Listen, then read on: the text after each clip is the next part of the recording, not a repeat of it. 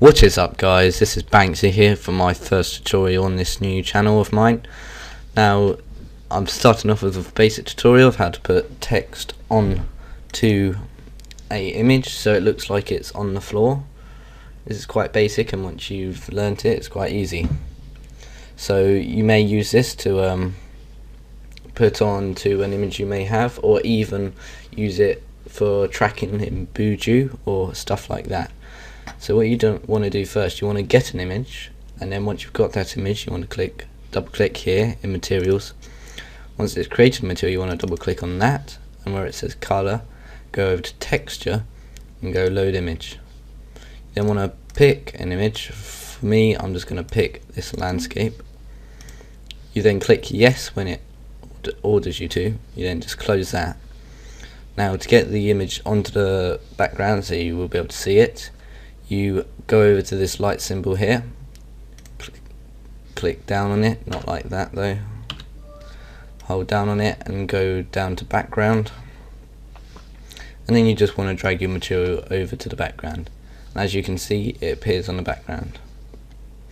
Now because most screens and YouTube is 1280 by 720, we want to do that. So just change the dimensions to 1280 by 720 or whatever you want. Once you change that, you can see the dimension is now 1280 by 720. The next step is to add a plane where the text will actually sit on. Now you've got to line the plane up with the actual floor. So I'm going to, as you can see, it's too high, so I'm just going to drag it down. So as you can see, that's roughly in line, and then you want to widen it so it fills up the whole floor like that. It doesn't matter if it overlays like that, so that's filled most of my floor.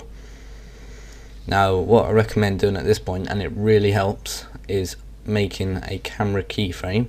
So just go onto the light symbol again and go over to camera. You then want to click cameras up here, scene cameras and camera. Now pick a spot where you will want the image facing, so I'm going to keep it like this, and I'm just going to click keyframe. So that means if I move over here to adjust the size of text or anything else, just click back and it goes back to its original position. I find this really useful in creating things like this, and I recommend you do it. Right, if we render this out, you can see the plane is visible and it blocks out half your image. Now to solve this, you want to drag the material we made earlier onto the plane, so when we render this out you can see the image is just on the plane again, but we don't want that. We don't want to see the plane. So to do that, click on the material, and then we want to go to projection, and we want to hit down on here, and then we want to scroll down to frontal. Now what that does is overlay the image so it's the same image as the background. So if we render this out, ignoring the bits down here, we can see that it's the same image, but it's dark and it's ruined the colour. Well, to solve that, just click on the plane again, go tags, cinema 4D tags, composite, I can't even say it, compositing, then you want to tick the box where it says compositing background. Now if we render it out now, you can see the plane has disappeared, but I show you it's still there and it will still do what its job is. So now we've sorted that out, we want to create some text. So this is just up to you guys. I'm just going to call it Banxsi, as my name is Banxsi. I'm just going to choose a font, and I recommend using a font with a flat bottom, so you can so it looks like it's sitting on the floor more realistically. Then you want to drag it down to where the plane is. So as you can see, that's where the plane is, it's disappearing, so you just want to drag it just so it's touching, and then from now you just want to angle it to where you want the text to be. So I'm just going to have it like that. I'm actually going to keep the size it is. I might just add a little bit more depth to about 40. I'll just angle it a little bit backwards like so. If we render this out now,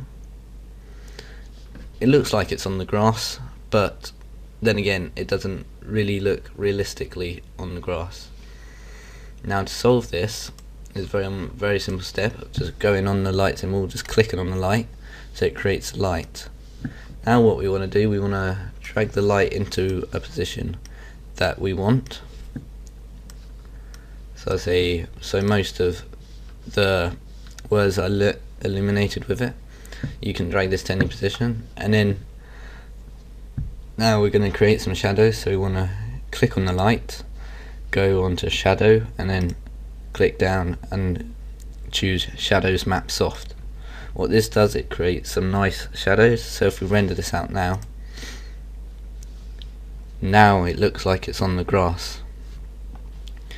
Now that's pretty much it, but you can do other stuff, like you can change the color of the text. I'm just going to make it black.